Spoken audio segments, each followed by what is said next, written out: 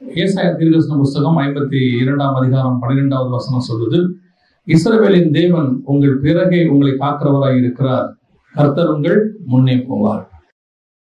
பல நேரங்களிலே தேவனாகிய கர்த்தர் நமக்கு முன்னே போகிறவராய் இருக்கிறார். இந்த வசனத்துல முன்னும் பின்னுமாக இருந்து பாதுகாக்கிறார். பிறகே உங்களை காக்கிறவராய் இருக்கிறார். கர்த்தர் உங்கள் முன்னே போவார் என்கிறதான இந்த காரியத்தை தான் நாம் பார்க்க போகிறோம். பொதுவாக எந்த ஒரு காரியத்திலுமே இந்த முன்பாக போகிறவர்கள் மிக முக்கியமானவர்களாக இருக்கிறார்கள். உங்களுக்கு தெரியும் நினைக்கிறேன். எந்த ஒரு பெரிய விஐபி வராருன்னு வச்சுக்கோங்களேன், விஐபி வரும் பொழுது, அதாவது பிரதமரோ ஜனாதிபதியோ அல்லது வேற ஏதோ ஒரு பெரிய போஸ்டிங்ல இருக்கிறவரோ வரும்போது அவருக்கு முன்பாக ஒரு பைலட் அல்லது அவருக்கு முன்பாக ஒரு பெட்ரோல் ஏதோ ஒன்று போகும். காவலர்கள் போய் அதுக்கு முன்பாக அவர்கள் என்ன செய்வாங்க, சில காரியங்களை செய்வார்கள். ஒரு முறை அமெரிக்க ஜனாதிபதி இங்க வரப்போறாரு. அவர் வரப்போறாருங்கிற அனௌன்ஸ்மெண்ட்டே கிட்டத்தட்ட ஒரு வாரத்துக்கு முன்னாடி தான் நடந்துச்சு நமக்கெல்லாம். ஆனால் அவர் வரப்போகிறது ஏற்கனவே ப்ரீ பிளான்டா இருந்ததுனால கிட்டத்தட்ட ஒரு 4 மாசத்துக்கு முன்னாடியே அவருடைய ஆட்கள் இங்க வந்துட்டாங்க. வந்தது மாத்திரமல்ல, வந்து அவர் எங்க தங்க போறாரு, என்ன பண்ண போறாரு, எல்லாவற்றையும் அவர்கள் இங்க ஆராய்ந்து அவர் தங்குற இடத்துல இருந்து சாப்பிட்ற சாப்பாட்டுல இருந்து, அப்போ அதை பத்தின ஒரு பெரிய விளக்கத்தை பேப்பர்ல வந்துருந்துச்சு. அவருடைய புரோட்டோகால் என்ன, அவர் எப்படி அவர் வந்து போறதுக்குள்ள என்னென்னலாம் நடக்கும் அப்படிங்கிற மாதிரி எவ்வளவு அது பாதுகாப்பா வச்சிருப்பாங்க அப்படிங்கிறத அறிவிக்கிறது கூட ஒரு வாரம் 10 நாளைக்கு முன்னாடி தான் சொன்னாங்க. ஆனா 4 மாசத்துக்கு முன்னாடியே அந்த ப்ரோக்ராம் கன்ஃபார்ம் பண்ணி அவங்க ஆட்கள் இங்க வந்து எல்லாத்தையும் சல்லடை போட்டு அவங்க, ஏன்னா அவ்வளோ இம்பார்ட்டன்ட் ஒரு மனுஷன் வருகிறார், ஒரு ஜனாதிபதி வருகிறார், உலகத்திலே ஒரு வல்லரசினுடைய ஜனாதிபதி வருகிறார். அவர் வருவதற்கு இப்படி ஒரு புரோட்டோகால் இருக்கு. அவர் வர பிளைட் அப்படி, அது ஏர்ஃபோர்ஸ் ஒன்னு சொல்லுவாங்க, அது அப்படி அவர் வர பிளைட் அப்படி, இந்த மாதிரி இப்படி இருக்குமானால், ஆனால் கர்த்தர் நமக்கு ஒண்ணு சொல்றாரு, கர்த்தர் உங்கள் முன்னே போவார். அதுனா ஒரு அமெரிக்க ஜனாதிபதிக்கு அதை விட அவருக்கு கீழே இருக்கிற அதிகாரிகள் தான் இவ்வளவு பாதுகாப்பு கொடுப்பாங்க. ஆனா உங்களுக்கு எனக்கும் வசனம் சொல்லுது, கர்த்தர் உங்கள் முன்னே போவார்னு இருக்கு. அப்படின்னா நம்ம கர்த்தரை விட ரொம்ப கீழே, இன்னும் சொல்ல போனா பாவிகள்னு நம்ம சொல்றோம். இப்ப ஆண்டவர் அவருடைய ரத்தத்தால் நம்மளை மன்னிச்சுட்டாரு, நீதிமான்களாகிட்டோம், பிள்ளைகளாகிட்டோம். அப்படி இருக்கிற நமக்கு பாதுகாப்பு கொடுப்பதுக்கு தான் கர்த்தர் முன்னே போகிறார். அப்படின்னா அவருடைய புரோட்டோகாலை கவனிங்க. இது வந்து புரோட்டோகால் அப்படின்னு சொன்னா இது ஒரு நடைமுறை, இப்படி ஒரு ப்ரொசீஜர் அப்படி ஒண்ணு இருக்கு. ஒவ்வொரு இடத்துக்கும் நீங்கள் நானும் போறதுக்கு முன்னாடி கர்த்தர் முன்னாடி போறாராமா. எதுக்கு போறாரு? இப்ப யோவான் ஸ்நானகன் கர்த்தர் வருவதற்கு முன்பதாக போனார். எதுக்காக போனார்? வழியை ஆயத்தம் பண்ணுவதற்காக போனார். அதே மாதிரி இயேசு ராவு இருந்திருக்கிறதுக்கு முன்னாடி தம்முடைய சீஷர்களை முன்பாக அனுப்புகிறார், ஆயத்தம் பண்ணும்படி அனுப்புகிறார். அவர்கள் போய் திருவிருந்துக்கு எல்லாத்தையும் ரெடி பண்றாங்க. இந்த ரெடி பண்ணக்கூடிய காரியங்களுக்கு முன்னாடி அனுப்புறவங்க ரொம்ப முக்கியமானவங்க. பின்னாடி வராரு ஒருத்தர், அவருக்கு எல்லாத்தையும் நாங்க ரெடி பண்ணணும் அப்படின்னு. சரி, நீங்களும் நானும் வர்றோம், எதுக்கு கர்த்தர் முன்னாடி போறாரு? அவர் போய் என்ன ரெடி பண்றாரு? இதுதான் இருக்கிறதுலயே ரொம்ப மிக முக்கியமான ஒரு காரியம். இன்னும் சொல்ல போனால், இந்த ஹை போஸ்டிங்ல இருக்கிற நம்முடைய ஆண்டவர் சர்வ வல்லமை உள்ள தேவன். சர்வ வல்லமை உள்ள தேவன் நம்ம எங்க போனாலும் முன்னாடி அவர் போறாராமா. ஃபர்ஸ்ட் அவர் போய் எல்லாத்தையும் ரெடி பண்ணி வைக்கிறாராமா. யோசித்து பாருங்க. அப்படியானால் உங்களையும் என்னையும் பரலோகம் எப்படி பார்க்குதுன்னு பாருங்க. நீங்களும் நானும் எப்படி பட்டவங்கன்னு பாருங்க. பல நேரங்கள்ல நம்ம வேல்யூ நமக்கு தெரியாது. நாம இந்த உலகத்துல இருக்கிறோம், சாதாரணம் போல தெரிகிறோம், தேவன் நம்மை தெரிந்து கொண்டார், எல்லாம் உண்மைதான். ஆனா வசனம் சொல்லுது, கர்த்தர் உங்களுக்கு முன்பே போகிறார். இப்ப கர்த்தர் முன்னாடி போகாட்டி என்ன ஆகும்? கர்த்தர் போகாம, இப்போ நான் சொன்னேன் பாருங்க, ஜனாதிபதி எல்லாம் வராருன்னா முன்னாடி மனுஷர்கள் வருகிறாரு. அப்படி மனுஷர்கள் வரும்போது அவங்க யாருன்னு கேட்டீங்கன்னா சிஐஏல இருந்து வருவாங்க. அமெரிக்காவா இருந்தா, இப்ப நம்ம ஊர்ல இருந்தா நம்ம பிரதமர் வெளிநாட்டுக்கு போகும்போது முன்னாடியே உளவுத்துறையில இருந்து போவாங்க, சிஐடிஸ் போவாங்க, எல்லாம் போய் அங்க இருக்கிற அலசி ஆராய்வாங்க, எல்லாத்தையும் செக் பண்ணிட்டு தான் பிரதமருக்கு சிக்னல் கொடுப்பாங்க, நீங்க வாங்க அப்படின்னு சொல்லி, வரலாம் நவ், நீங்க உள்ள நுழையலான்னு அர்த்தம். இப்ப இந்த மாதிரி மனுஷனை அனுப்பினால் என்ன ஆகுறது அப்படின்னு சொல்லி பாத்தீங்கன்னு சொன்னா, வாசிங்க என்னாகமத்தின் புஸ்தகம் 13ஆம் அதிகாரம் 1, 2, 3 வசனங்களை வாசி. கர்த்தர் மோசேயை நோக்கி, நான் இஸ்ரவேல் புத்திரருக்கு கொடுக்கும் பார்ப்பதற்கு நீ மனிதரை அனுப்பு. ஒவ்வொரு பிதாக்களின் கோத்திரத்திலும் ஒவ்வொரு பிரபுவாகிய புருஷனை அனுப்ப வேண்டும் என்றார். மோசே கர்த்தருடைய வாக்கின்படியே அவர்களை பாதம் வனாந்தரத்திலே அனுப்பினான். அந்த மனிதர் யாவரும் இஸ்ரவேல் புத்திரரின் தலைவர்கள். இப்போ மோசே இந்த வசனத்தை பாத்தீங்கன்னா அதுக்கு முன்னாடி உள்ள அதிகாரத்துல இருந்து பாருங்க. இந்த அதிகாரத்தை ஆரம்பிக்கும் போது எந்த தொடர்பும் இருக்காது. அது முந்தின அதிகாரத்துல வேற ஏதோ நடக்குது. 13:1 ஆரம்பிக்கும் போது கர்த்தர் சொல்றாரு, இப்போ நீ என்ன செய்ய, இஸ்ரவேல் புத்திரர் கோத்திரத்தில் தெரிந்து கொண்டு நீ 12 கோத்திரத்துக்கு 12 பேரா தெரிஞ்சுக்கிட்டு தேசத்தை சுத்தி பார்க்க அனுப்பு அப்படிங்கிறார். இப்ப இந்த அதிகாரத்தை நீங்க இப்படியே படிக்கும் போது உங்களுக்கு என்ன தோணும்னா, கர்த்தர் ஒரு 12 பேரை தேசத்தை சுத்தி பார்க்க அனுப்புனாரு அப்படின்னு சொல்லி உங்களுக்கு தோணும். ஆனா உண்மை அது அல்ல. அதுக்கு பின்னாடி வேறொரு சம்பவம் நடந்திருக்கு. என்ன நடந்துச்சு வாசிங்க. உபாகமத்தின் புஸ்தகம் 1ஆம் அதிகாரம் 21, 22, 23 வாசிங்க.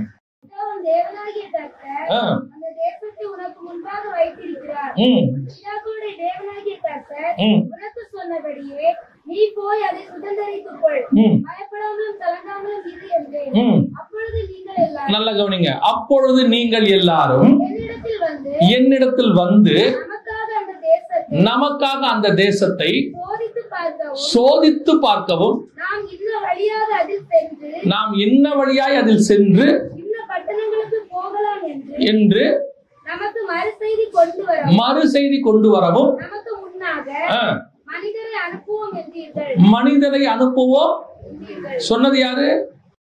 இஸ்ரவேல் ஜனங்க சொன்னீர்கள். தொடர்ந்து அது எனக்கு நன்றாய் கண்டது. ஒருவனாக 12 மனிதரை தெரிந்தெடுத்து அனுப்பினேன். அப்ப என்ன நடந்திருக்குது? நீங்க என்னாகமத்துல வாசிக்கும் போது 11 வாசிக்கும் போது கர்த்தர் மோசேயை நோக்கி என்ன சொல்றாரு? நீ கோத்திரத்துக்கு ஒருத்தரா தெரிந்து கொண்டு அனுப்பு என்றார் அப்படின்னு இருக்கு. இப்ப என்ன நடந்திருக்குது? ஒரு தேசத்தை அவர்கள் கிட்ட வந்துட்டாங்க. கானான் தேசத்துக்கு வந்துட்டாங்க. யோர்தானை கடந்து உள்ள போகணும். இப்ப போகும்போது இஸ்ரவேல் ஜனங்கள் மோசே கிட்ட வந்து கேக்குறாங்க, இப்ப அந்த தேசத்தை சுத்தி பார்க்கவும், தேசம் எப்படின்னு தெரிஞ்சுக்கவும், அதை சோதிச்சு பார்க்கவும், எந்த வழியா உள்ள போனா ஜெயிக்க முடியுங்கிறதையும் நம்ம பார்க்கறதுக்கு ஒரு 12 பேரை அனுப்புவோம் அப்படின்னு சொல்றாங்க. ஏன் திடீர்னு இவங்களுக்கு இந்த எண்ணம் வந்துச்சு? இதுவரைக்கும் இவங்க யாருமே எந்த தேசத்தையும் சுத்தி பார்த்ததே இல்ல. இதுக்கு முன்னாடி அப்படி ஒரு சம்பவம் நடக்கவே இல்லை. எல்லா தேசத்துக்கும் தேவனே முன்னாடி போனார். போய் அங்க இருக்கிற சத்துருக்கள் கைக்கு நீங்களாக்கி அவர்களை விடுவித்தார். இப்போ இவங்களுக்கு அதுக்கு முன்னாடி சில சம்பவங்கள்லாம் நடந்ததன் அடிப்படையில இவங்க என்ன சொல்றாங்க, நாம எதுக்கும் அந்த தேசத்தை சுத்தி பார்க்க ஆள் அனுப்புவோம். இப்போ மோசே சொல்றது வசனம், இது எனக்கு நன்றாய்ப்பட்டது. யாருக்கு? யாருக்கு? மோசேக்கு. இப்போ மோசே கர்த்தர்கிட்ட போறாரு. கர்த்தர் சொல்றாரு, ஆளை அனுப்புங்கிறாரு, வேவுக்காரரை அனுப்புங்கிறார். இதுக்கு முன்னாடி அப்படி ஒரு சம்பவம் அந்த 40 வருஷத்துல நடக்கவே இல்லை. எல்லா இடத்துக்கும் முன்னாடி கர்த்தர் தான் போவார். கர்த்தர் போய் எல்லாத்தையும் ரெடி பண்ணி வைப்பார். அங்க இருக்கிற ஜனங்களை எந்த பக்கம் போனா ஜெயிக்கணும்னு சொல்லுவாரு, எதுக்குள்ள போகணும்னு சொல்லுவாரு, எது உள்ள போக வேணாம்னு சொல்லுவாரு, இந்த தேசத்து வழியா போ, இது வழியா போகாத, எல்லாம் சொல்லுவாரு. ஆனா இப்ப இவங்களுக்கு திடீர்னு ஒரு அறிவு வருது, ஞானம் வருது. இன்னைக்கு கூட இஸ்ரவேல் ஜனங்க பெருசா ஒண்ணு சொல்லுவாங்க. உலகத்துல எல்லாரும் மொசாட்டு தான் இருக்கிறதுலே ரொம்ப பெரிய உளவுத்துறை, அந்த உளவுத்துறை மாதிரி உலகத்திலே கிடையாது எல்லாம் சொல்லுவாங்க. இந்த போர்ல, இஸ்ரவேல் ஹமாஸ் போர்ல இஸ்ரவேலின் உளவுத்துறை என்ன ஆனது? அவங்க வச்சிருந்த பாதுகாப்பு என்ன ஆனது? ஹமாஸ் சொல்றாங்க, 1 வருஷமா நாங்க பிளான் பண்ணோங்கிறாங்க. இந்த 1 வருஷத்தின் பிளான் இவங்களுக்கு தெரியாமல் போனது என்ன? அப்போ இஸ்ரவேலின் உளவுத்துறை என்னவாக மாறுகிறது? பல நேரங்களிலே நாம் மனுஷர்களை நமக்கு முன்பாக அனுப்புகிறோம். நம்ம ஞானத்தை யூஸ் பண்றோம். இவர் போய் விசாரிச்சுட்டு வந்தா கரெக்டா இருக்கும், இவர் போய் பார்த்துட்டு வந்தா கரெக்டா இருக்கும், அவர் சொன்னா சரியா இருக்கும். இது நீங்க எல்லாத்துக்கும் செய்வீங்க. பல நேரத்துல வெளிநாட்டுக்கு வேலைக்கு போறவங்க என்ன பண்ணுவாங்கன்னா, யாராவது ஏஜென்ட் தெரிஞ்சவர் இருப்பார், அவர் சொல்லிடுவாரு, நீங்க மட்டும் சவுதி அரேபியாவுக்கு போயிட்டு வந்தீங்கன்னா அருமையான வேலை, 3 வருஷம் வீடு கட்டி நீங்க நல்லா ஆயிரலாம் பாரு. இவரு கனவுல அங்க போய் இறங்குவார். இறங்குனா ஒட்டகம் வைக்கிற வேலையா இருக்கும். என்ன நீங்க ஒண்ணு சொன்னீங்க, இங்க ஒண்ணு நடக்குது, கொஞ்ச நாள் அட்ஜஸ்ட் பண்ணுங்க, நல்ல வேலை வரும். பல நேரங்கள்ல மனுஷன் வந்து சொல்றதுக்கும் அங்க நடக்கிற சம்பவத்துக்கு என்ன இருக்கும், ஆப்போசிட்டாக இருக்கும். சில நேரத்துல மாப்பிள்ளை சொல்லுவாங்க, பொண்ணு சொல்லுவாங்க. எதை வச்சு நம்ம நம்புறோம் அப்படின்னா, நமக்கு ரொம்ப வேண்டப்பட்டவர் சொன்னாரு, நமக்கு தெரிஞ்ச ஃபேமிலி அவங்க வந்துதான் இதை சொன்னாங்க, நல்ல பையனா நல்ல பொண்ணா அவ்வளவு இருக்கும். கல்யாணம் ஆகி கரெக்டா 3 மாசம் 6 மாசம் பெரிய பிரச்சனை வந்து நிக்கிறாங்க. ஏன், என்ன காரணம்? இவங்க யாருமே கர்த்தரை முன்பாக அனுப்பாதவர்கள். இவங்க எல்லாருமே வேவுக்காரர் அனுப்புறவங்க. அனுப்பி அவங்க சொன்னா கரெக்டா இருக்கும், இவங்க சொன்னா கரெக்டா இருக்கும்.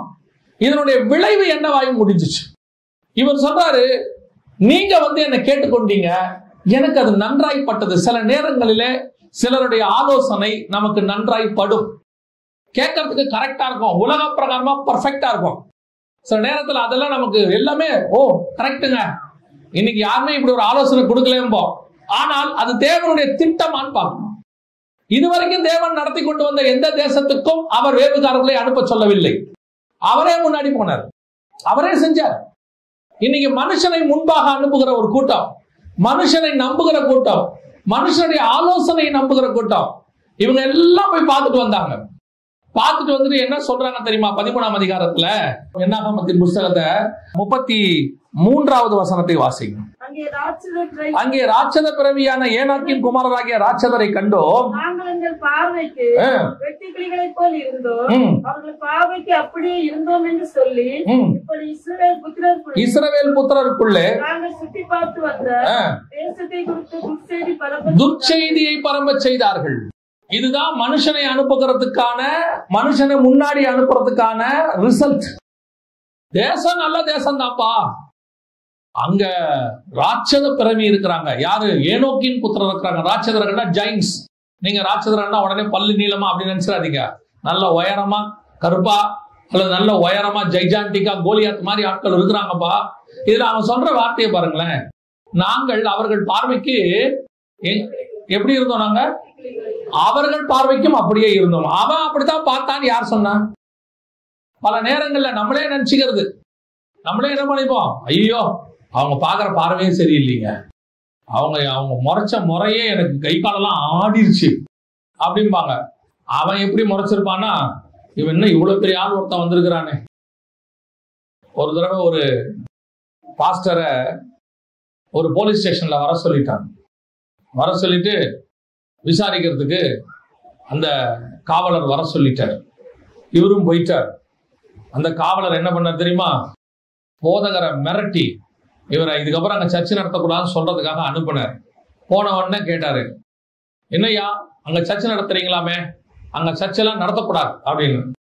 உடனே இவர் சொன்னாரு, சர்ச்சை நடத்தக்கூடாதுன்னு நீங்க சொல்லாதீங்க, நாங்க எல்லாம் முறைப்படிதான் வச்சிருக்கோம், இல்லைன்னா விட்டுருங்க, நான் மேலதிகாரி கிட்ட பேசிக்கிறேன்ட்டார். இந்த மேலதிகாரி கிட்ட பேசுறான்னு இவருக்கு கை காலெல்லாம் நடுங்கிருச்சு. எந்த மேலதிகாரி, யாரா இருக்கும்? இவர் சொல்லிட்டு பாஸ்டர் வந்துட்டார். அப்புறம் அவரே கூப்பிட்டு சொன்னாரு, நீங்க மேலதிகாரி கிட்ட எல்லாம் போகாதீங்க, பேசி நம்மளே இங்க என்ன செஞ்சிருவோம், முடிச்சிருவோம் எல்லாம் சொல்லிட்டாரு. அப்புறம் கூட இருந்த அந்த நண்பர் கேட்டாரு, பாஸ்டர் நீங்க எந்த மேலதிகாரி உங்களுக்கு தெரியும்? இங்க எனக்கே தெரியாத நிறைய பேர். அவர் சொன்னாரு, நமக்கு மேல ஒரு அதிகாரி உட்கார்ந்து இருக்கிறாரு, நம்ம ஆண்டவர் உட்கார்ந்துருக்கா, அவரைத்தான் சொன்னேன்னு. பல நேரத்துல நாம ஆண்டவரை தான் சொல்லுவோம், ஆனா அவங்களுக்கு அதை உண்டான பயம் உண்டாகும். சில நேரத்துல கர்த்தர் நம்மளை மேல உட்கார வச்சிருப்பாரு, உங்களுக்கு நீங்களே தாழ்த்தி கொள்றீங்க. துர்ச்செய்தி. இப்ப இவன் வந்து சொல்லிட்டான், இல்லைங்க அந்த தேசத்துக்கு போகவே முடியாது. ஆனா கர்த்தர் சொல்றாரு, உங்கள் பிதாக்களுக்கு வாக்கு பண்ணின தேசத்துக்கு நான் கூட்டிட்டு போவேன், நான் சொல்லிட்டு உனக்கு அதை தரேன்னு. இவன் சொல்றான், கஷ்டம் வேணாம். இதுதான் மனுஷனை நம்புகிறது. இப்ப இருக்கிற மனுஷன் அப்படி ஆப்போசிட். கர்த்தர் வேணும்னு சொல்லியிருப்பாரு. இவன் துர்ச்செய்தியை எப்படி சொல்லுவான் தெரியுமா? அதுவும் ஒரு வகையான துர்ச்செய்தி தான். ஒரு நண்பர் ஒருத்தர் பில்டிங் கட்டினார்.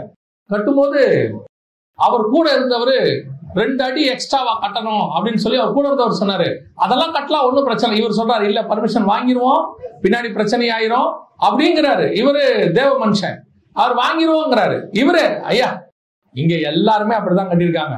இதை போய் நீங்க போய் பர்மிஷன் வாங்குறேன்னு, நீங்க கட்டுங்க நான் பாத்துக்கிறேன் எல்லாம் அப்படின்ட்டு. அப்புறம் கட்டியாச்சு. திடீர்னு கவர்மெண்ட்ல இருந்து நோட்டீஸ் வந்துருச்சு. வந்த உடனே இந்த ஆள் சும்மா இருக்க மாட்டேங்கிறாரு. இப்ப அப்பவும் சொல்றாரு, ஐயா இதுக்கு என்ன டாக்ஸோ அதை கட்டிடுவோம், போய் பேசுவோம். நமக்கு ஆளெல்லாம் தெரியும், எல்லாம் நமக்கு தெரிஞ்சவர் தான், போய் பேசி எல்லாம் கரெக்ட் பண்ணிடலாம் வாங்க அப்படின்னு போய் கடைசியில அங்க இருக்கிற மனுஷர் ஆபீசர் கேட்கிறாரு, நீங்க எல்லாம் கிறிஸ்தவங்க தானே, உங்களுக்கு இது தெரியாதா இப்படி கட்டக்கூடாதுன்னு, இது வந்து தப்புன்னு தெரியாதா அப்படின்னு 4 வார்த்தை கேட்டோன்னு அந்த தேவ மனுஷனுக்கு இருதயம் உடைக்கப்பட்டுருச்சு. அவர் சொன்னாரு, எனக்கு 48 மணி நேரம் டைம் கொடுங்க, நான் இடிச்சிருந்தேன். இவரு அப்பவும் இந்த ஆள் வந்து, நீங்க எதுக்கு இடிக்கிறீங்க ஒத்துக்கிட்டீங்க, இதை விட மேலான ஆபீசர் ஒருத்தரை பார்க்கலாம். இவர் சொன்னாரு, மரியாதையா ஓடி போயிரு. அப்படியே சொல்லியிருக்காரு, மரியாதையா ஓடி போயிரு. நான் கட்ட ஆரம்பிக்கும் போதே சொன்னேன் இது தப்பு வேணான்னு, நீ தான் என் புத்தியை வந்து மங்க பண்ணின, இப்ப என்னை கொண்டு வந்து அவமானப்படுற அளவுக்கு நிறுத்திட்டார். 48 மணி நேரத்தில் அந்த கட்டடத்தை அந்த மனுஷன் இடிச்சிட்டார். எதுக்கு சொல்றேன், நற்செய்தி சொல்ற மாதிரியே துர்ச்செய்தி சொல்ற கூட்டம் ஒண்ணு இருக்கு, துர்ச்செய்தி சொல்ற கூட்டம் நேரடியா ஒண்ணு இருக்கு. நீங்கள் அதற்கு காரணம் என்ன, உங்கள் நம்பிக்கை மனுஷன் பேர்ல இருப்பது. உங்களுக்கு முன்பாக நீங்கள் கர்த்தரை அனுப்பவில்லை, கர்த்தரை நம்பல. பல நேரங்களிலே இந்த மிஸ்டேக்க ஆவிக்குரியவர்கள் கிறிஸ்தவர்கள் செய்கிறார்கள். உங்களுக்கு முன்னாடி யார் போறான்னு பாருங்க, யார அனுப்புறீங்கன்னு பாருங்க. இதுவரைக்கும் நடத்தி கொண்டு வந்த தேவன் இனிமேல் நடத்த மாட்டாரா? இதுவரைக்கும் தேவனை நம்பித்தானே எல்லாம் செஞ்சீங்க, இப்ப மட்டும் என்ன திடீர்னு ஞானம் வந்துருச்சு? எனக்கு பெரிய ஆச்சரியம் என்னன்னா, ஒண்ணுமில்லாத காலத்துல எல்லாம் 100% கர்த்தரை நம்புறாங்க. ஆசீர்வாதம் வரும்போது இவங்களுக்கு அறிவு பொத்துக்கிட்டு வந்துருக்கு. அப்ப நல்லா ஆலோசனை கொடுக்குறவங்க கொஞ்சம் பேர் வந்துருவாங்க, வந்து இப்படி பண்ணலாம் அப்படி பண்ணலாம், இதை செய்தா சரியா இருக்கும். ஏன்னா இவங்க எல்லாம் காசு இல்லாத போது, நீங்கள் ஒண்ணும் இல்லாத போது இவங்க கிட்டே வரமாட்டாங்க. இவங்க கிட்ட வந்து ஆலோசனை சொல்றது கூட ஆள் நீங்க தேடினா கூட கிடைக்காது. நீங்க கொஞ்சம் நல்லா ஆன உடனே 10 பேர் வந்துருவாங்க. அது சொந்தக்காரனா இருப்பான், நண்பர்களா இருப்பான், வந்து ஆலோசனை கொடுக்குறேங்கிற பேர்ல உங்களுக்கு துர்ச்செய்தியை பரப்பிட்டு போயிடுவான். அதாவது டைரக்டா துர்ச்செய்தியும் சொல்லுவான். சில நேரத்துல என்ன பண்ணுவாங்கன்னு கேட்டீங்கன்னா, துர்ச்செய்தியை நற்செய்தி மாதிரி சொல்லுவாங்க. சில இடங்கள்ல கர்த்தர் உங்களை செய்ய சொல்வார், இந்த இடத்துல போ இப்படி பண்ணு அப்படிம்பாரு. இவன் சொல்லுவான், வேண்டாம் பண்ணிடாதீங்க, அங்க போய் யாங்க நீங்க இடம் வாங்குறீங்க, அந்த இடத்துல போய் யாராவது வாங்குவாங்களா, அது ஊருக்கு வெளியே, அது ஒரு பிரயோஜனம் இல்லைன்னு கர்த்தர் சொல்வாரு, நீ போ நான் செய்யறேன் பார். நம்ம போவோம், நம்ம போன பிறகு அந்த இடமே ஊராக மாறிவிடும். ஏன்னா ஃபியூச்சர் தெரிஞ்சது ஆண்டவர் தான். பாருங்களேன், நீங்க மனுஷனை முன்பாக அனுப்புவதனுடைய விளைவு என்ன? பல நேரங்களிலே துர்ச்செய்தி பரப்புகிறார்கள். இந்த ஜனங்க கடைசியில வாக்குத்தத்தம் பண்ணப்பட்ட தேசத்துக்கு இந்த துர்ச்செய்தி சொன்னவனை நம்பினதுனால, எவன் நம்பினானோ, மனுஷனை நம்பினாலோ அவன் எவனும் உள்ள போல. பாருங்க, இதுதான் இன்னைக்கு நிலைமை. மோசேக்கு ஏன் திடீர்னு, அதான் எனக்கு ரொம்ப ஆச்சரியம் என்னன்னா, மோசே சொல்வாரு, எனக்கு அது நலமாய்ப்பட்டது. மோசே எங்க இருந்திருக்காரு? எகிப்துல இருந்திருக்கிறாரு. அவர் எங்க இருந்திருக்காரு? பார்வோன் குமாரத்தின் மகனா இருந்திருக்கிறாரு. அவருக்கும் அரசியல் தெரியும், அவருக்கும் ஒரு நாட்டுடைய பிரச்சனை தெரியும். அப்ப அவர் நினைக்கிறாரு, இந்த வேவுக்காரங்களை அனுப்பி நம்ம முன்னாடி பார்த்தா கொஞ்சம் நல்லதான் போல, எந்த வழியா உள்ள போலாம் சோதிச்சு பார்க்க எனக்கு அது நலமாய்ப்பட்டது. பல நேரத்துல கூடுமானால் தெரிந்து கொள்ளப்பட்டவர்களையும் வஞ்சிக்கிற காரியம் இது. நம்ம காது கேட்கிற விஷயத்துல. ஒரு முறை ஒரு நண்பர் எனக்கு ஒரு ஆலோசனை சொன்னார் ஊழியத்தின் பாதையில. அவர் சொன்னது நல்ல ஆலோசனை, இப்பவும் சொல்றேன், அருமையான ஆலோசனை. அவர் சொன்னது ஆலோசனை தவறான ஆலோசனை அல்ல. அவர் நல்ல ஆலோசனை சொல்லிட்டு அவர் புறப்பட்டு போறாரு. போன பிறகு ஆவியானவர் எனக்கு உணர்த்துறாரு, அவன் சொன்ன எதையுமே செய்யாதேன்னாரு. அந்த வார்த்தை ஆண்டவர் சொன்னார், அவன் சொன்ன எதையுமே செய்யாதேன்னாரு. அப்போ எனக்கு தோணுது, அவர் சொல்லிட்டு போயிருக்காரு நல்ல ஆலோசனை. அதாவது அவர் எதுக்கு ஆலோசனை சொல்லியிருக்கிறாருன்னா, மினிஸ்ட்ரிய அப்போ நான் சொல்ல ஒரு 10 வருஷத்துக்கு முன்னாடி மினிஸ்ட்ரிய நல்லா எக்ஸ்பேண்ட் பண்ணி நிறைய பேருக்கு தெரியப்படுத்துறதுக்கான சில ஆலோசனை. இதை நிறைய ஊழியக்காரங்க செஞ்சிருக்கிறாங்க, அவங்க மினிஸ்ட்ரி எல்லாம் எக்ஸ்பேண்ட் ஆகிருக்குது. சோ இவர் எனக்கு என்ன சொல்றாரு, இதே மாதிரி நீயும் செஞ்சு மேல வந்துடலான்ட்டு அந்த ஆலோசனை எல்லாம் வரிசையா சொல்றாரு. எனக்கு அது நலமாய்ப்படுறது. நம்ம செய்வோம், பக்காவா வந்துடும், மினிஸ்ட்ரி நல்லா வளர்ந்துரும் அப்படின்னு நினைக்கிறான். ஆவியானவர் சொல்றாரு, அவன் சொல்ற எதையுமே செய்யாத, உன்னை எப்போ உயர்த்தணும்னு எனக்கு தெரியும், உன் ஊழியத்தை என்ன உயர்த்தணும்ன்றது எனக்கு தெரியும். அவர் சொன்ன எதையுமே நான் செய்யல, அன்னைக்கே மறந்துட்டேன், அப்படியே விட்டுட்டேன். ஆனால் ஒரு நாள் வந்தது, கர்த்தர் வேறு விதமாய் அவரே ஊழியத்தை விஸ்தாரமாக்க வல்லமை உள்ளவராக இருந்தார். அல்லேலூயா. கர்த்தர் உங்க வாழ்க்கையை உயர்த்துவார், கர்த்தர் உங்களை ஆசீர்வதிப்பார், கர்த்தர் உங்களை எக்ஸ்பேண்ட் பண்ணுவார். அவருடைய ஆலோசனைக்கு தான் நீங்க காத்திருக்கணும். கானானுக்குள்ள பிரவேசிக்கிற யோர்தான் வரைக்கும், எகிப்துல இருந்து யோர்தானுக்கு வருகிற வரைக்கும் 40 வருஷம் நடத்தின தேவன் அடுத்த கானானுக்குள்ள நடத்த மாட்டாரா? யோர்தானை கிராஸ் பண்ணி போக விட மாட்டாரா? கானானுக்குள்ள போக வைக்க மாட்டாரா? திடீர்னு ஒரு ஆலோசனை, எல்லாம் பர்ஃபெக்டா இருப்பாங்க, எல்லாம் நடந்துட்டே இருக்கும். யாராவது ஒருத்தர் வருவாங்க, என்ன சார் நீங்க இத்தனை வருஷமா இதுலயே இருக்கிறீங்க, நமக்கு தெரிஞ்ச ஒரு ஆபீசர் இருக்கிறார், அவரை பிடிச்சா உடனே ப்ரமோஷன். இது வரைக்கும் தாயின் கருவில இருந்து கொண்டு வந்து இந்த போஸ்டிங் வரைக்கும் உட்கார வச்ச தேவனுக்கு அடுத்த போஸ்டிங்க்கு கொண்டு போக தெரியாதா? அடுத்து உயர்த்த தெரியாதா? ஆடு மேய்க்கிறவன ராஜாவா மாத்த தெரிஞ்சவருக்கு உங்களுக்கு ஒரு போஸ்டிங்க உயர்த்த மாட்டாரா? அவர் நீங்க எங்க இருந்தா நல்லா இருப்பீங்க நினைச்சுதான் உங்களை அங்க உட்கார வச்சிருக்கிறார். ஆண்டு எது உங்களுக்கு ஆசீர்வாதமோ அங்க வச்சிருக்கிறார். கூட இருக்கிறவன் சும்மா இருக்க மாட்டான். நீங்க அனுப்புற மனுஷன் அவன் சொல்லுவான், நான் பாத்துக்கிறேன் சார், எல்லாம் நான் பண்றேன் சார் எல்லாம். பல நேரங்களில மனுஷர்கள் ஆலோசனைகள் உலகத்துக்கு சரியாக இருக்கும், ஆனால் தேவ பிள்ளைகளுக்கு அது சரியாக இருக்காது. நமக்கு ஆலோசனை கொடுக்கிற ஒருவர் இருக்கிறார், அவர்தான் நமக்கு ஆலோசனை கர்த்தர். அவர்தான் அதிசயமான ஆலோசனை கர்த்தர், வண்டர்ஃபுல் கவுன்சிலர். வசனம் சொல்லுது, அவருக்கு பேர் என்னது? வண்டர்ஃபுல் கவுன்சிலர், அதிசயமான ஆலோசனை கர்த்தர். இன்னைக்கு நாம பல நேரங்களிலே மனுஷனை முன்பாக அனுப்பி கொண்டிருக்கிறோம், வேவுக்காரர்களை அனுப்புகிறோம். இந்த வேவுக்காரர்கள் நமக்கு நன்மை செய்வார்கள் நினைக்கிறோம், ஆனால் முடிவு எப்படி இருக்க போது தெரியுமா? அந்த வேவுக்காரர்கள் வந்து நமக்கு துர்ச்செய்தியை சொல்வார்கள். அவங்க துர்ச்செய்தியை சொல்லுவாங்க, இல்லைன்னா ஒரு துர்ச்செய்தியை நற்செய்தி மாதிரி சொல்லுவாங்க. நான் எப்பவும் சொல்றேன், உங்களுக்கு முன்பாக கர்த்தரை அனுப்ப பாருங்க, அவர்தான் உங்களுக்கு உண்மையை வந்து சொல்லக்கூடியதான ஒரு தேவன். சில நேரங்களில் நம்ம உண்மைய ஒரு இடத்துல நடந்த சம்பவம் நான் இடைப்பட்டதுனால சொல்றேன் உங்களுக்கு.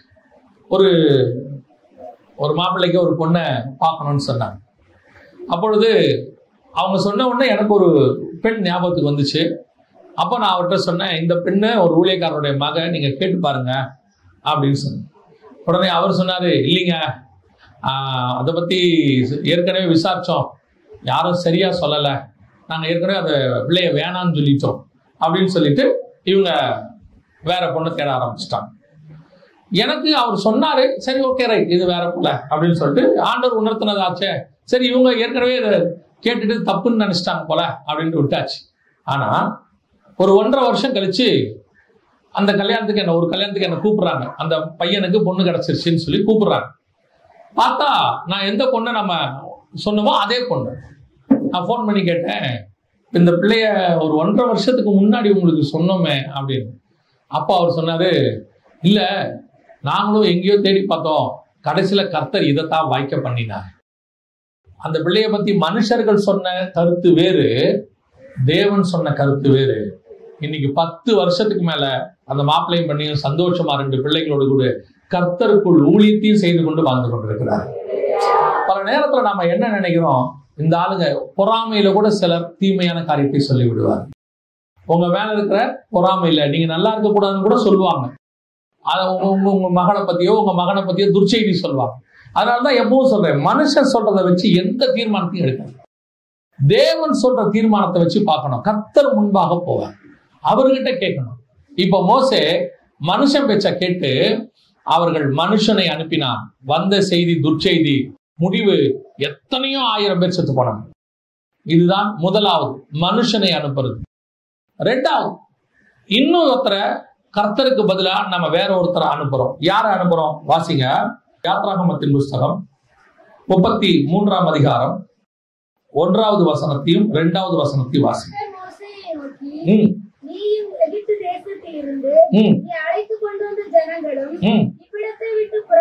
இவ்விடத்தை விட்டு புறப்பட்டு உன் சந்ததிக்கு கொடுப்பேன் என்று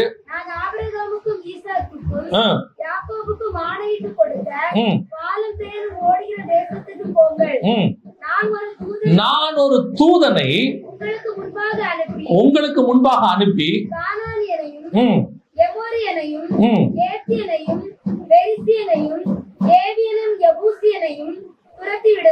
நல்லா கவனிங்க. இப்ப கர்த்தர் 2வது ஒரு காரியத்தை சொல்றாரு. என்ன காரியம் சொல்றாரு? இந்த தடவை நான் வரமாட்டேன், யார் வரப்போறா? தூதன் வருவான். ஒரு தூதன் வருவான், நான் அந்த தூதனை அனுப்புகிறேன், நீங்க அந்த தூதனுக்கு ஃபாலோ பண்ணிட்டு போங்கன்றார். என்ன காரணம் அப்படின்னு கேட்டீங்கன்னா, அதுக்கு முந்தின அதிகாரத்துல 32ஆம் அதிகாரத்துல அவங்க தேவனுக்கு விரோதமான காரியங்களை அவர்கள் செய்தார். அதாவது தேவனை வேதனைப்படுத்தினார்கள். அதனால கன்றுக்குட்டி வழிபாடு வந்தது, பல காரியங்கள் நடந்தது. அதனால கர்த்தர் சொல்லிட்டாரு, இது வணங்கா கழுத்துள்ள ஜனம், இது கூட வந்தா நான் என்ன செய்ய மாட்டேன், இவங்களை உயிரோட போக விட மாட்டேன். ஏன்னா அவர் எரிச்சல் உள்ள தேவன், அவர் பரிசுத்தம் உள்ள தேவன். இவங்க செய்யற அருவருப்ப அவரால் என்ன பண்ண முடியல, பொறுத்துக்க முடியல. அவர் சொல்லிட்டாரு, சரி ஓகே ரைட் போ, நான் வரல உங்க கூட, நீ யாரை கூட்டிட்டு போ, ஒரு தூதனை கூட்டிட்டு போ. அடுத்த வசனம் என்ன சொல்லுது?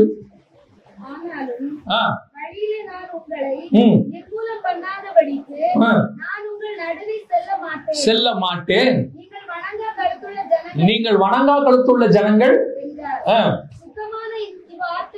துக்கமான இவ்வார்த்தைகளை நல்லா கவனிங்க. இந்த வார்த்தை எப்படி இருந்துச்சு? அவங்களுக்கு துக்கமாக இருந்துச்சு. இது யாருக்கு துக்கமாக இருந்துச்சு? ஜனங்களுக்கும் இருந்துச்சு, தேவனுக்கும் இருந்துச்சு. அவருக்கு துக்கமா இருக்குது. துக்கமான இந்த வார்த்தை ரொம்ப கஷ்டம். உங்க கூட நான் வரலப்பா, நீங்க போங்க, நீங்க வணங்கா கழுத்துள்ளவங்க, என் சுபாவத்துக்கும் உங்க சுபாவத்துக்கும் ஒத்து வராது, வழியிலே உங்களை அழியாதபடிக்கு. இந்த வார்த்தை மிகுந்த துக்கத்தை மோசேக்கு ஏற்படுத்துச்சு. மோசேக்கு ஒண்ணு மட்டும் தெரியும், தூதனை கூட வந்தானா என்ன நடக்கும்னு மோசேக்கு தெரியும். நீங்க பைபிள் ஃபுல்லா எடுத்து பாருங்க, தூதன் நல்ல பாதுகாப்பு தான், யாரும் இல்லைன்னு. ஒருவன் 1000 பேரையும் 2 பேர் 10000 பேரை என்ன செய்வாங்க, மேற்கொள்வார்கள். தூதன் பலம் வாய்ந்தவன், அதுல எந்த மாற்று கருத்தும் இல்லை. சில தூதர்கள்லாம் பிசாசிய சங்கிலியில கட்டுற மிகாவெல்லாம் இருக்கிறாங்க. கர்த்தர் சொல்றாரு, நான் ஒரு தூதனை அனுப்புகிறேன். பல நேரத்துல பாத்தீங்கன்னா மிகாவேல் யுத்தம் பண்ணான்னு இருக்கும், நல்ல பவர்ஃபுல். ஆண்டவர் சூப்பரான ஆள் அனுப்புறேங்கிறாரு. அவன் சொல்றான் வேணாங்கிறான். ஏன்? நான் வந்தா உங்களுக்கு பிரச்சனைப்பா, நான் பரிசுத்தம் உள்ள தேவன், நீங்க அசுத்த ஜனங்கள், நான் சொல்றதை நீங்க செய்ய மாட்டீங்க, எனக்கு உங்களுக்கு ஒத்து வராது, அதனால நான் என்ன செய்யறேன், ஏத்த மாதிரி ஒரு ஆளை அனுப்புறேன் அப்படின்னு சொல்றாரு. அதுக்கு மோசே சொல்றாரு, கீழே ஒரு வசனம் சொல்றாரு, வாசிங்க 15வது வசனம் வாசிங்க. அப்பொழுது அவன் யாரு? கர்த்தரை நோக்கி, அவரை நோக்கி, உம்முடைய சமூகம் இப்ப அவனுக்கு தெளிவா ஒண்ணு தெரியுது. சமூகம் என்ன தெரியுமா? தமிழ்ல சமூகம்னு இருக்கும், இங்கிலீஷ்ல பாருங்க ஃபேஸ்ன்னு இருக்கும். அதாவது உம்முடைய முகம் எங்களை விட்டு கடந்து போகாது இருந்தால் நாங்கள் இவிட விட்டு புறப்பட மாட்டோம். நீங்க எங்களுக்கு முன்னாடி போகாட்டி நாங்க என்ன செய்ய மாட்டோம், போக மாட்டோம். எங்களுக்கு தெரியும் நீங்க வந்தீங்கன்னா எங்களுக்கும் உங்களுக்கும் ஒத்து போகாது, நாங்க செய்யற வேலையில எங்களுக்கு பாதிப்பு இருக்குது, நீங்க பரிசுத்தம் உள்ள தேவன், நான் கொஞ்சம் தப்பானவங்க தான், ஆனா ஆண்டவரே நீங்க தான் எங்களுக்கு பாதுகாப்பு. பல நேரத்துல நாம இந்த மீடியேட்டர் ஒருத்தரை வச்சுக்கிறோம், சேஃபான மீடியேட்டர். பல நேரத்துல இந்த சேஃபான மீடியேட்டர்ஸ நாம என்ன நினைச்சுக்கிறோம், இவங்க சாதாரணமானவங்க இல்ல, தேவ மனுஷன், இவங்க தேவ தூதர், இவங்க இருந்தா கூட போதும் அப்படின்னு நினைக்கிறோம். ஆனால் மோசேக்கு ஒண்ணு தெரியுது, எத்தனை தேவ தூதன் வந்தாலும் அது தேவன் வந்ததுக்கு ஈக்குவலாக மாறவே மாறாது. எப்பேற்பட்ட ஆட்கள் நமக்கு துணையாக இருந்தாலும் அந்த இடத்துல நாம தேவன் வைக்கிற ஸ்தானத்துக்கு வேற யாருமே என்ன செய்ய முடியாது, வைக்க முடியாது. இப்போ இந்த புதிய ஏற்பாட்டு காலத்துல தூதன்ங்கிறது ஊழியக்காரனையும் குறிக்கும். வாசிங்க, ஒரு உதாரணத்துக்கு நான் உங்களுக்கு சொல்றேன். 2ஆம் அதிகாரம் 1ஆம் வசனம், வெளிப்படுத்தின விசேஷம் வாசிங்க.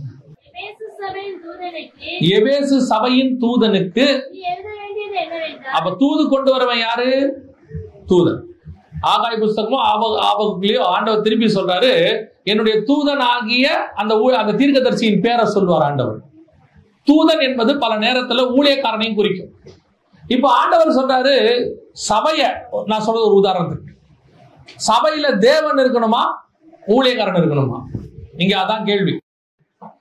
ஊழியத்துல ஊழியக்காரன் அவசியம், ஆனால் சபையை நடத்தக்கூடியது ஊழியக்காரன் அல்ல, தேவன் நடத்தணும். சபையை தேவன் முன்பாக போகணும். நீங்க பல நேரத்துல உங்களுக்கு முன்பாக ஊழியக்காரனை வச்சுக்கிறீங்க. என்ன பிரச்சனை எங்க வரும் தெரியுமா? திடீர்னு போன் பண்ணி, ஐயா நாங்க இந்த காரியம் செய்யலான்னு இருக்கிறோம், நீங்க என்ன நினைக்கிறீங்க? ஜெபம் பண்ணி சொல்லுங்க. இப்போ சொல்ல வேண்டிய ஆள் யாரு? இந்த காரியத்தை செய்யலாமா செய்ய வேணாமான்னு சொல்ல வேண்டிய ஆள் யாரு? கர்த்தர் சொல்லணும். நீங்க இன்னும் யாரை நம்பிட்டு உட்கார்ந்து கிடக்குறீங்க? ஊழியக்காரன் நம்பிட்டு உட்கார்ந்து இருக்கிறீங்க. இதெல்லாம் நம்ம ரட்சிக்கப்படுறதுக்கு முன்னாடி பாத்தீங்கன்னா கடவுள்கிட்ட போக முடியாது. நமக்கும் கடவுளுக்கு நடுவில் ஒரு மீடியேட்டர் இருப்பாரு. இப்போ இஸ்ரவேல் ஜனங்களுக்கும் அப்படித்தான்.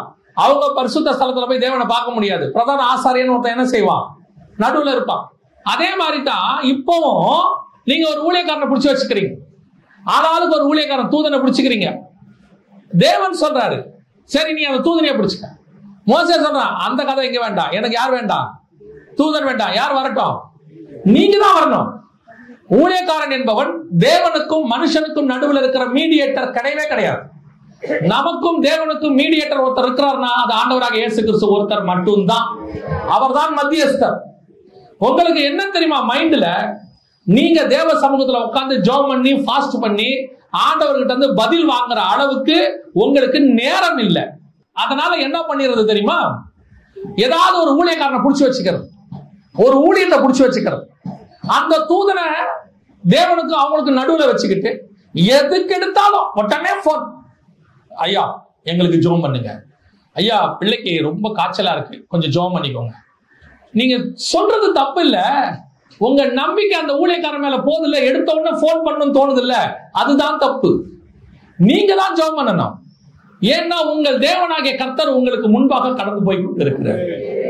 அவர் தான் சுகம் கொடுக்கிறவர், அவர் தான் விடுதலையாக்குகிறவர். அவரை விட்டுறிய. இன்னைக்கு தூதனை பிடித்துக் கொண்டு அலைகிற கூட்டம் ஒன்று இருக்கிறது. எதுக்கு எடுத்தாலும் ஒரு ஊழியக்காரனை பிடிச்சுக்கிறது. பொண்ணு கல்யாணமா உடனே ஐயா ஜெபம் பண்ணுங்க, இந்த தீர்க்க தரிசனமா ஆண்டவர் என்ன சொல்றா சொல்லுங்க. பையனுக்கு வெளிநாட்டுல வேலையா, உடனே போன். ஏதாவது ஒண்ணு வியாபாரம் தொடங்கலாமா, உடனே போன். எதுக்கு ஆளை பிடிச்சிட்டு அலைவிய ஊழியக்காரனை? பழைய ஏற்பாட்டுல தேவன் வெளிப்படவில்லை, ஆகவே அவர்கள் ஒரு தீர்க்கதரிசியோ ஆசாரியனோ பிடித்துக் கொண்டு அலைந்தார்கள். புதிய ஏற்பாட்டுல பரிசுத்த ஆவியானவர் உங்களுக்குள்ளே வாசம் பண்ணி கொண்டிருக்கிறார். அவரை பிடிங்க. ஊழியக்காரனை விக்கிரகமா மாத்தாதீங்க. பாஸ்டரா இருக்கட்டும், எவாஞ்சலிஸ்டா இருக்கட்டும், தீர்க்கதரிசியா இருக்கட்டும், யார் வேணா இருக்கட்டுமே. ஒரு டீச்சர் உங்களுக்கு சொல்லி கொடுக்குறாங்க, பாபா பிளாக் ஷீப் சொல்லி கொடுத்தாங்க, வாய்ப்பாடு சொல்லி கொடுத்தாங்க, அப்புறம் ட்ரிக்னாமெட்ரி எக்கனாமிக்ஸ் எல்லாம் சொல்லி கொடுத்தாங்க. நீங்க இன்ஜினியர் ஆயிட்டீங்க, அமெரிக்காவுக்கு போயிட்டீங்க, லட்சக்கணக்கில் சம்பாதிக்கிறீங்க. நீங்க அந்த டீச்சரை என்னைக்காவது பார்க்கும் போது தானே மரியாதை கொடுக்குறீங்க? ஆமா தானே? என்னைக்காவது பார்க்கும்போது என்ன சொல்வீங்க? நீங்க அன்னைக்கு எனக்கு ஒரு நல்ல டீச்சரு, இவங்க எனக்கு பாடம் எடுத்தாங்க, கர்த்தருடைய கிருபையில இன்னைக்கு நான் இன்ஜினியரா இருக்கிறேன், மேட்டர் முடிஞ்சிச்சு.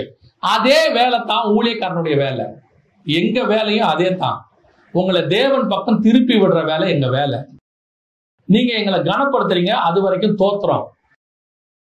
ஊழியக்காரங்கிறவன் பயத்தை உண்டு பண்ணுறவனா, பயத்தை எடுக்கிறவனா? பில்லி சூனியம் இருக்குன்னு சொல்லி உன்னை பயமுறுத்துறவன் ஊழியக்காரன் கிடையவே கிடையாது. இருக்கிறதா இருந்தால் அதை எடுத்து விட்டு உனக்கு சந்தோஷத்தை கொடுக்கிறான்ல, அவன் தான் ஊழியக்காரன். இயேசு கிறிஸ்து வந்தவங்கிட்ட என்ன சொன்னாரு? அது குஷ்டரோகியாவே இருக்கட்டுமே, பிசாசு பிடிச்சவனா இருக்கட்டுமே, அது சிறு வயது முதல் கொண்டு வியாதியஸ்தனா இருக்கட்டுமே, 38 வருஷமா பெரும்பாடு உள்ளவனா இருக்கட்டுமே, அடுத்து ஒன்னே ஒண்ணு சொன்னார், சுகமாயிருவ, இனிமேட்டு பாவம் செய்யாத போ. வேலை முடிஞ்சா?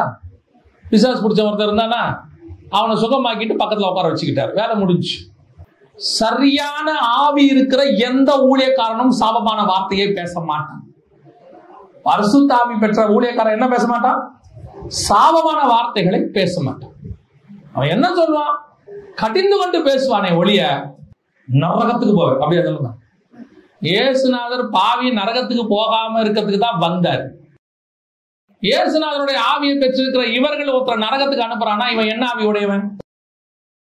பரிசுத்த ஆவியை கேட்கிறான், அக்கினி இறக்கி எல்லாரும் என்ன பண்ணிடுங்க, அழிச்சு போட்டுருங்கன்னு சொன்ன உடனே இயேசு சொன்ன வார்த்தை என்ன தெரியுமா? நீங்கள் என்ன ஆவி உடையவர்கள்? உனக்கு என்ன ஆவிடா இருக்கு? நாம அழிக்கவா வந்திருக்கிறோம்? காப்பாற்ற வந்திருக்கிறோம், நாம ரட்சிக்க வந்திருக்கிறோம். அப்போஸ்தலர்களை அந்த அடி அடிக்கிறாங்க, ஸ்தேவானை கல்லெறிஞ்சு கொள்றாங்க. அவன் வாயிலிருந்து ஒரு வார்த்தை வரல. அவன் சொன்ன வார்த்தை என்ன தெரியுமா? கர்த்தாவே, இவர்கள் செய்கிறது இன்னதென்று அறியாது இருக்கிற இவர்களை மன்னிய. இதான் முடிஞ்சு வேலை. இயேசுநாதருக்கு ஈக்குவலா எந்த ஊழியக்காரனையும் மாத்த கூடாது. எனக்கு முன்னாடி தூதன் அவசியம் இல்லை, எனக்கு முன்னாடி தேவன் தான் போகணும். ஊழியக்காரன் தேவை. ஆலோசனை கொடுக்கறதுக்கு தேவை, கூட ஜெபிக்கிறதுக்கு தேவை, சில பிரச்சனைகள் வரும்போது தோல் கொடுக்கறதுக்கு தேவை, உங்களுக்கு ஓடி வந்து எல்லா காரியத்தையும் செய்யறதுக்கு ஊழியக்காரன் தேவை. நான் இல்லைன்னே சொல்லல. ஆனா தேவனுக்கு ஈக்குவலா போக கூடாது. அதை மட்டும் நல்லா தெளிவா நான் அதைத்தான் சொல்ல வரேன். உங்களுக்கு முன்னாடி நடத்துகிறது ஆண்டவரை நோக்கி நடத்துற ஆள் தான் வேணுமே ஒழிய ஆண்டவருடைய ஸ்தானத்துல வந்து நடத்துற ஆள் நமக்கு வேண்டாம். ஆண்டவர் ஸ்தானத்துக்கு யாரையுமே கொண்டு வராதீங்க. ஒருத்தர் கூட, எந்த எவாஞ்சலிஸ்டையும் கொண்டு வராதீங்க, எந்த தீர்க்கதரிசியும் கொண்டு வராதீங்க, யாரையும் கொண்டு வராதீங்க. தேவன் ஒருத்தர் தான் அந்த ஸ்தானத்துல இருக்கிறார். மத்தியஸ்தராக இயேசு இருக்கிறார். நடத்துவதற்கு பரிசுத்த ஆவியானவர் இருக்கிறார். அவர் உங்களுக்குள்ளே வாசம் பண்ணுகிறவராக இருக்கிறார். அவர் மட்டுமல்ல, நானும் பிதாவும் வந்து வாசம் பண்ணுவோம் இயேசு சொல்லிவிட்டு போயிருக்கிறார். அப்படி இருக்கும்போது இதை சொல்லி கொடுக்கறதுக்கு தான் யார் தேவை? ஊழியக்காரன் தேவை. ரெண்டாவது, மோசே ரொம்ப தெளிவா இருந்தாரு. முதல் தடவை நாங்க தப்பு பண்ணிட்டோம் ஆண்டவரே, மனுஷனை அனுப்பிட்டோம். மனுஷனை அனுப்பினுடைய விளைவு நாங்க நிறைய பாடம் கத்துக்கிட்டோம். இப்போ நாங்க மனுஷனையும் அனுப்ப போறதில்ல. யார் அனுப்ப போறதில்ல? தூதனையும் அனுப்ப போறதில்ல. உம்முடைய சமூகம் எங்களுக்கு முன்பாக. கடைசியாக ஏசாயா தீர்க்கதரிசன புத்தகம் 52ஆம் அதிகாரம், ஏசாயா 52:12 வாசிங்க. கர்த்தர் உங்கள் முன்னே போவார், உங்களுக்கு முன்னாடி அவர் போறதுக்கு காரணம் என்னன்னா உங்களுக்கு வழியை ஆயத்தம் பண்ணுவதற்கு.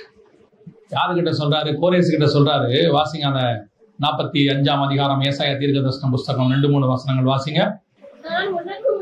நான் உனக்கு முன்னே போய் கோணலானவைகளை செவ்வையாக்குவேன்,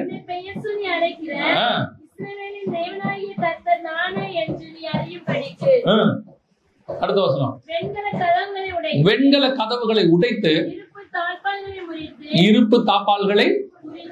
கதவை உடைப்பாங்களா திறப்பாங்களா? கதவை உடைப்பாங்களா திறப்பாங்களா? திறக்கணும் செய்யணும். ஏன் இவர் உடைக்கிறாரு? அந்த வசனம் என்ன சொல்லுது?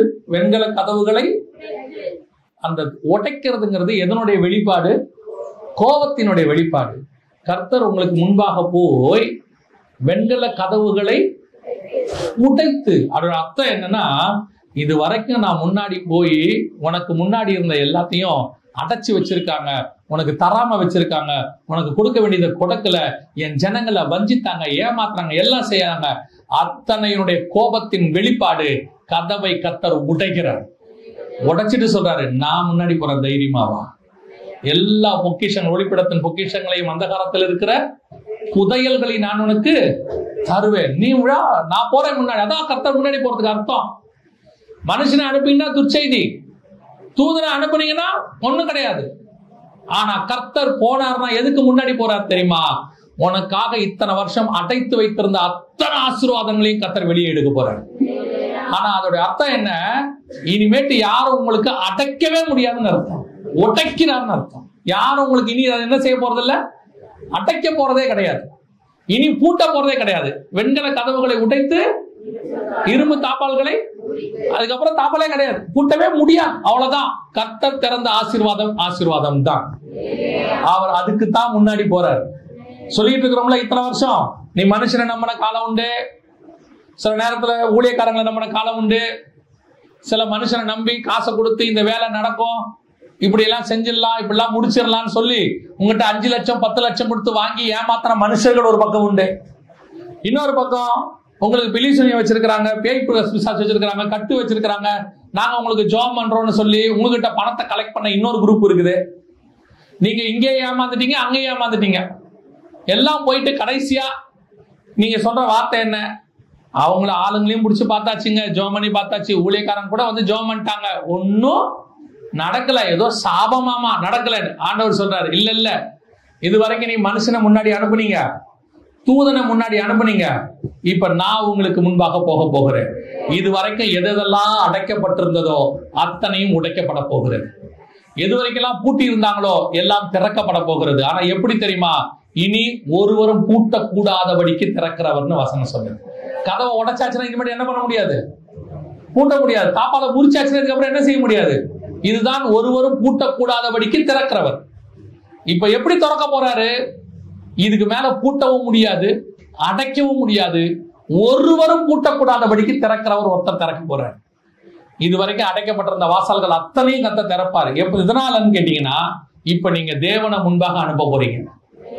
இதுக்கப்புறம் மனுஷனை என்ன செய்யக்கூடாது, எங்கேயும் அனுப்பக்கூடாது. அப்ப மனுஷர் தயவு தேவையில்லையா? தேவை. அவர் நாளுக்கு நாள் ஞானத்திலும் வளர்த்தியிலும் மனுஷர் தயவிலும் வளர்ந்த மனுஷ தயவு கண்டிப்பா தேவை. ஆனா எந்த மனுஷ தயவு தெரியுமா? பரலோகமே அதுக்கு ஏத்த மனுஷர்களை உங்களுக்கு அனுப்பும். ஏற்ற நேரத்துல ஏற்ற மனுஷரை என்ன செய்யும்? பரலோகம் அனுப்பும். அந்த மனுஷ தயவு நமக்கு வரும், தேவையான உதவியை செய்யும். செய்து விட்டு அந்த மனுஷ தயவு போயிடும். நீங்க தேட வேண்டிய அவசியமே இல்லை. இதுதான் முக்கியம். நீங்க தேடினாலும் கர்த்தர் கொடுக்கிற மனுஷர் தயவு மாதிரி வரவே வராது. அந்த மனுஷ தயவு வரும். சில நேரத்துல உங்களுக்கு உதவி செய்வாங்க, கூட இருப்பாங்க. இவங்க எங்க இருந்து வந்தாங்கன்னு கூட உங்களுக்கு தெரியாது. நீங்க சொல்லுவீங்க, ஆண்டவரே அனுப்பி வச்சிருக்கிறாரு. ஆமா, கரெக்ட். ஆண்டவர் அனுப்பி வச்சார், வந்தாரு, உதவி செஞ்சாங்க, எல்லாம் முடிஞ்சிச்சு. அதுக்கப்புறம் ஒரு நாள் தானா அவங்க என்ன செஞ்சிருவாங்க? போயிடுவாங்க. அதுக்கப்புறம் அடுத்த பேட்ச் வரும், அடுத்த உதவி செய்யும், போயிடுவாங்க. நீங்க மனுஷரை தேடுவதை விட தேவன் உங்களுக்கு மனுஷரை அனுப்ப வல்லமை உள்ளவராக இருக்கிறார். ஆனா நீங்களும் நானும் ஒண்ணுல மட்டும் ரெடியா இருந்துக்கணும். எனக்கு முன்பாக இனி நான் மனுஷனையும் அனுப்ப போறதில்லை, தூதனையும் அனுப்ப போறதில்லை. எதுவா இருக்கட்டும், நான் தேவனையே எனக்கு முன்பாக அனுப்புகிறேன். அந்த தேவையான மனுஷனை அவரே கூட்டிட்டு வருவாரு, அவரே கதவை உடைப்பாரு, அவரே தாப்பால்களை முடிப்பாரு, அவரே பொக்கிஷத்தையும் புதையலையும் எடுத்து நம்ம கையில கொடுப்பாரு. அதை அடைக்காதபடிக்கு அவரே பார்த்துக் கொள்வார். நான் ஒரே ஒரு காரணத்தை சொல்லிட்டு முடிக்கிறேன். இந்த ஊழியத்தின் பாதையில நான் வந்தபோது, இது 19வது வருஷம். இந்த 19 வருஷத்துல எனக்கு முன்பாக தேவன் ஒருத்தர் தான் போய்கிட்டு இருக்காரு. பல நேரங்களில் சிச்சுவேஷன்ஸ்ல மனுஷர்கள் இருக்கவே மாட்டாங்க, எல்லாரும் கைவிட்டுருவாங்க, அல்லது இருக்கக்கூடிய சிச்சுவேஷன் ஆயிடும். ஆனா அந்த நேரத்தில் கூட எனக்கு முன்பாக தேவனாகிய கர்த்தர் ஒருத்தர் தான் போய்கிட்டே இருந்தார். கரம் பிடிச்சு அழைச்சிட்டு போவாரு. தகப்பன் தன் பிள்ளையை சுமப்பது போல தோல்ல வச்சு சுமந்துக்கிட்டு போவாரு. ஆனா ஒவ்வொரு தடவையும் சொல்வாரு, உன்னை விட்டு விலகுவதும் இல்லை, உன்னை கைவிடுவதும் இல்லை, உனக்கு சொன்னதை செய்யும் அளவும் உன்னை கைவிடுவதில்லை. ஆண்டவர் நமக்கு முன்னாடி போனார்னா அதாங்க நல்லது. மனுஷனை நம்பினீங்கன்னா பாதியில விட்டுட்டு போயிடுவான். எந்த மனுஷன் மேலேயும் நம்பிக்கை வைக்காதீங்க. நம்பிக்கை வைக்காதீங்கன்னா அவனை வெறுக்காதீங்கன்னு அர்த்தம் இல்லை. கர்த்தர் ஆளை கொடுப்பாரு, அந்த மனுஷன் வருவாரு, நமக்கு தேவையான உதவி செய்வார், போயிடுவார். வரும்போது ஏற்றுக்கொள்ளுங்க, போகும்போது அமைதியா விட்டுருங்க. வந்த உடனே அப்பா இவர் நமக்கு வாழ்நாள் எல்லாம் உறுதுணையாக இருப்பார், நான் இருந்தா இவர் இருப்பார், இவர் செத்தா நானும் செத்துருவேன், ஒன்னா வந்தும் மண்ணா போவோம் எல்லாம் சொல்லுவீங்க. அவர் ஒரு நாள் கண்டிப்பா போவார். இயேசு கிறிஸ்து ஒருத்தர் தான் நிற்பார், கடைசி வரைக்கும் நிற்பார். ஆண்டவர் கொடுத்த ஆட்கள் நிற்பாங்க, வேற யாரும் என்ன செய்ய மாட்டாங்க, நிக்க மாட்டாங்க. வரும்போது ஏற்றுக்கொள்ளணும், போகும்போது அமைதியா விட்டுறணும், ஸ்தோத்திரம் பண்ணிட்டு போயிட்டே இருக்கணும். கடைசி வரைக்கும் மனுஷனும் அல்ல, தூதனும் அல்ல, உன் தேவனாகிய கர்த்தர் உனக்கு முன்பாக கடந்து போவார்.